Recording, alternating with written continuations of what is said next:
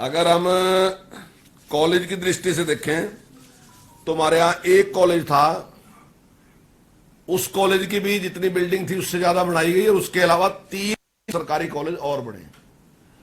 अगर ऐसे ही आईटीआई को देखें तो वो भी 4 गुना ज्यादा बड़ी है। अगर हम हॉस्पिटल को भी देखें तो अगर बेड के हिसाब से अगर हम देखें तो वो 6 गुना से भी ज्यादा बेड की व्यवस्था है। जैसे यमुनानगर जो पहले 100 बेड का था वो अब 200 बेड का बन के तैयार है। लगभग लगभग आने वाले 1 या 2 महीने में उसका उद्घाटन हो जाएगा।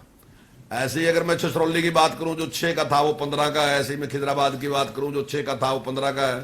तो सारी जगह इस प्रकार से जो विकास के काम थे वो पिछले जो घोषणा हुई थी वो सारे के सारे हमारे हो चुके हैं। और अब माननीय मुख्यमंत्री जी 15 तारीख को वहां पहुंच रहे हैं और निश्चित तौर से बहुत सी ऐसी घोषणाएं जो डेवलपमेंट की अभी कुछ कमियां थी उनको पूरा करने का वो विश्वास दिला के आएंगे और निश्चित तौर से वो अपने टाइम पे पूरी भी होंगी, ऐसा मेरा विश्वास है। और जनता में भारी उत्साह है। अभी आप हमारे कार्यक्रम देख भी रहे होंगे क्योंकि आजकल तो कोई चीज छुपी ही नहीं है, वो सारा कुछ फेसबुक पे दिख जाता है। तो जनता में बड़ा भारी उत्साह है और मैं समझता हूं कि ये आज तक की शायद यमुनानगर के इतिहास की सबसे बड़ी जनसभा होगी जिसमें मुख्यमंत्री जी का स्वागत किया जाएगा। और मैं ऐसी आशा कर रहा कि उसी प्रकार की घोषणाएं जैसे पहले थी उसी प्रकार से इस बार होंगी और विकास के काम की कोई कमी नहीं रहेगी, ऐसा मेरा विश्वास है। कुछ और हाँ कह लो, इस पे कह लो। घनश्याम दास जी कुछ कहना था। माननीय मंत्री जी ने विस्तार से यमुनानगर जिले में जो विकास कार्य हुए हैं उसकी जानकारी दी।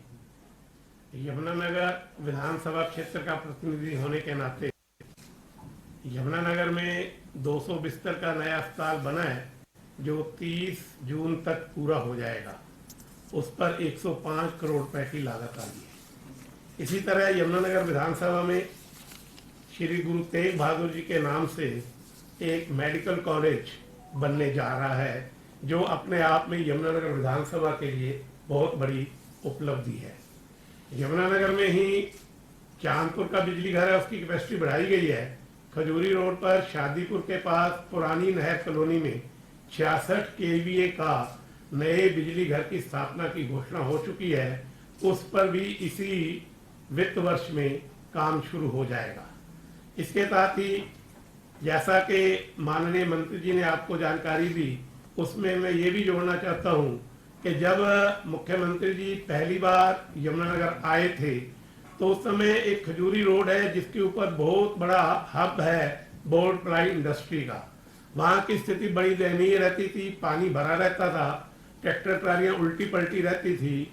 उस सड़क को आरसीसी की बनाने का काम और उस पर सारा ड्रेनेज सिस्टम और आईपीएस बनाकर उस सारे गंदे पानी को एसटीपी में ले जाने का काम की घोषणा माननीय मुख्यमंत्री जी ने की थी, उसको भी धरातल पर उतारा गया है। ठीक इसी प्रकार यमुनानगर के बीचों बीच वेस्टर्न यमुना कैनाल निकलती है।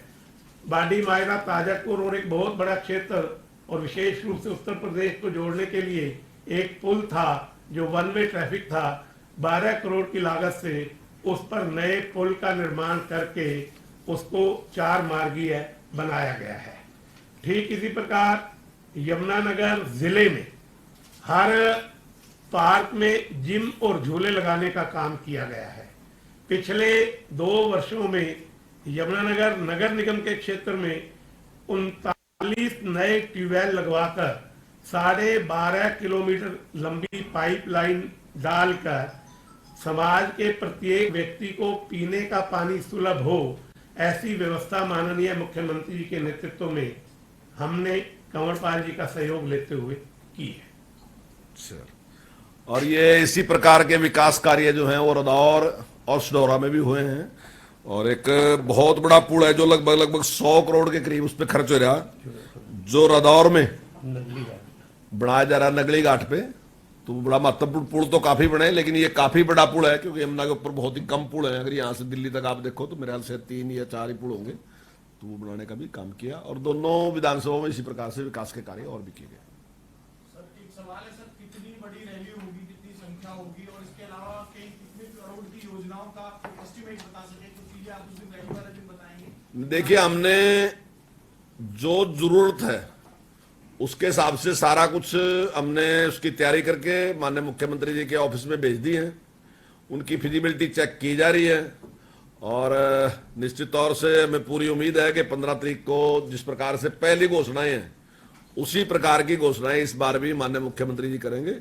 और मैं समझता हूं कि लगभग, क्योंकि चुनाव के दौरान हमने एक बात कही थी कि हम 3 साल में आपके पास कोई बताने के लिए काम नहीं बचेगा, जो जरूरी काम है सारे हम कंप्लीट कर देंगे। लेकिन कोरोना की वजह से थोड़ा लेट है गए, तो अब हमने लोगों से भी, अपने जो मतदाता हैं, समर्थक हैं, उनसे भी कहा है कि भी 2 साल तो लेट है गए हम, लेकिन चुनाव आने तक कोई काम ऐसा नहीं होगा जो बकाया रहेगा। लगभग जरूरत के काम सारे पूरे कर देंगे। इस रैली में कोई सेंट्रल गवर्नमेंट से भी आएगा? नहीं, इसमें माननीय मुख्यमंत्री जी आएंगे। वीर सावरकर को लेकर जो पाठ पढ़ाया जा रहा है 9 में, उसको लेकर ऑपोजिशन सवाल भारी की क्लास को बदला जा रहा है। देखिए, वीर सावरकर के बारे में अभी पढ़ाया जा रहा है ऐसा नहीं, वीर सावरकर के बारे में पहले भी पढ़ाया जा रहा था और मैं पूरा उसके पक्ष में हूं कि वीर सावरकर जी ने जो बलिदान देश के लिए दिया, जो संघर्ष देश के लिए किया, वो अपने आप में बेमिसाल है। उनकी एक फिलॉसफी है, उन्होंने अपने तरीके से काम किया। अब कुछ लोगों को लगता है कि भाई अगर जो फिलॉसफी गांधी जी की है वो ही रहनी चाहिए, तो वो उनकी सोच हो सकती है। जो देश की लड़ाई लड़ने वाले लोग थे उनकी अलग अलग थी। अगर क्रांतिकारियों की हम लें तो क्रांतिकारियों की अलग सोच थी, महात्मा गांधी जी की अलग सोच थी, वीर सावरकर जी की अलग सोच थी, लेकिन सभी महापुरुष देश की आजादी लिए ही लड़ाई लड़ रहे थे। तो इसका मतलब कोई ये नहीं है कि कोई महापुरुष कम हो गया, सब उतने ही बड़े महापुरुष हैं, देश के लिए काम कर रहे थे। जानकारी है, विभाजन के प्रमुख कारणों में कांग्रेसी नेतृत्व की थकान और उसकी जो सत्तालोलुपता थी, उसकी वजह से ये विभाजन हुआ, ऐसा भी अब किताबों में पढ़ाया जाएगा कि कांग्रेस देखिए, ये जो बात है, इतिहास जो है ना जी, इतिहास को आप शुगर कोटेड नहीं बना सकते कि आप मीठी मीठी बातें लिखेंगे, अगर कोई कड़वी है तो वो भी बात कही जा। जहां कांग्रेस को बहुत से श्रेय मिल रहे, तो वहां कुछ गलतियां भी हुई हैं, उन गलतियों का भी जिक्र किया ही जाएगा। वहीं अगर हम 562 रियासतों का जिक्र कर रहे हैं कि जिस कुशलता के साथ सरदार पटेल ने उनका विलय किया, वो अपने आप में बेमिसाल है, तो वो भी कांग्रेस के ही नेता थे, इसी देश के उप प्रधानमंत्री थे। लेकिन अगर देश का विभाजन स्वीकार किया गया तो वो भी एक बड़ी गलती थी, तो उसमें भी जिक्र निश्चित तौर से होगा। मैं आपको एक जानकारी देना चाहूंगा, एक रतन आर.के. नेहरू थे, और जो मेरे ख्याल से 1955 से 1958 तक चाइना में हमारे राजदूत रहे, उनकी पत्नी है राजन नेहरू। उसने एक पुस्तक लिखी, मैंने वो पढ़ी, और उसने कहा कि जब अपने राष्ट्रपति राजेंद्र प्रसाद जी चाइना में गए तो उन्होंने का खाना रखा और वहां पर उनको, जो उस टाइम माओ थे, उनको बुलाया, जो वहां के चेयरमैन थे। तो डॉक्टर राजेंद्र प्रसाद जी ने बहुत सी बातें बताई कि हमारा कल्चर, हमारी संस्कृति कितनी महान है, लेकिन वो कुछ नहीं बोले, वो सिगरेट ही पीते रहे, जो उसकी किताब में लिखा। और लास्ट में उसने एक बात कही कि जब आपका कल्चर, आपकी संस्कृति इतनी महान थी, तो आपने देश का विभाजन कैसे स्वीकार कर लिया। और उसने कहा, माओ ने, अगर आपकी जगह में होता तो मैं कभी भी इस विभाजन को स्वीकार नहीं करता। ये राजन नेहरू लिख रही, रतन नेहरू की पत्नी है, नेहरू जी के खानदान से ही है, तो वो लिख रही है। अगर आपने महाभारत देखा होगा तो महाभारत में जब युद्ध समाप्त हो जा, युद्ध समाप्त होने के बाद युधिष्ठिर भीष्म पितामह जी के पास जा और उससे कहें कि हमें कोई ज्ञान दो, क्योंकि अब राज हमने चलाना। तो भीष्म पितामह भी एक ही बात कहें, बात तो और भी कहें, तो ये बात उसको कहें कि कभी भी देश के विभाजन को स्वीकार न करना, परिस्थितियां कुछ भी हो। अगर परिस्थितियां ऐसी लगती है कि हाथ से निकलने लग रही, तो फिर कुरुक्षेत्र में आ जियो। कुरुक्षेत्र का मतलब है चाहे भले ही युद्ध ही करना पड़ जा, लेकिन विभाजन स्वीकार किसी भी कीमत पे नहीं होना चाहिए। तो अगर विभाजन स्वीकार किया तो उसकी जिम्मेदारी उस टाइम के जो शासक है उनकी है, तो वो जिम्मेदारी से वो भाग नहीं सकते। वही बात इतिहास में लिखी गई, वो सच्चाई है। इतिहास जो है वो घटी घटनाएं हैं, ना कि हमारी मर्जी से कोई लिखा जाएगा। दिक्कतें आ रही हैं वहाँ पर। क्या जी? लकड़ी उद्योग से जो इंडस्ट्री है, प्लाईवुड का सर, हाँ जी, वहाँ दिक्कतें थी सर। तो उसमें जो भी घोषणाएं करेंगे किस तरह का काम हुआ सर? बात जो आपने मुद्दा उठाया था विधानसभा में कि कुछ पैसा लगाया जाए, कुछ इंस्टीट्यूट खड़ा किया जाए यहाँ। नहीं, हमने इस बार माननीय मुख्यमंत्री जी से जो उन्होंने हमसे कामों की सूची मांगी है, हमने उनसे निवेदन किया है कि यमुनानगर जिले में एक FRI फॉरेस्ट रिसर्च इंस्टीट्यूट या कृषि वानिकी विश्वविद्यालय एग्रो फॉरेस्ट्री यूनिवर्सिटी दी जाए, क्योंकि बोर्ड प्लाई उद्योग का हब होने के कारण यदि वहाँ लकड़ी की नई नई प्रजातियों की खोज की जाएगी तो वो उद्योग के लिए बहुत सहायक होगी। और इस विषय में माननीय मुख्यमंत्री जी ने वन विभाग से और हरियाणा एग्रीकल्चर यूनिवर्सिटी हिसार से जानकारियां मांगी हैं और उन जानकारियों के आधार पर इस पर वो कोई निर्णय लेंगे।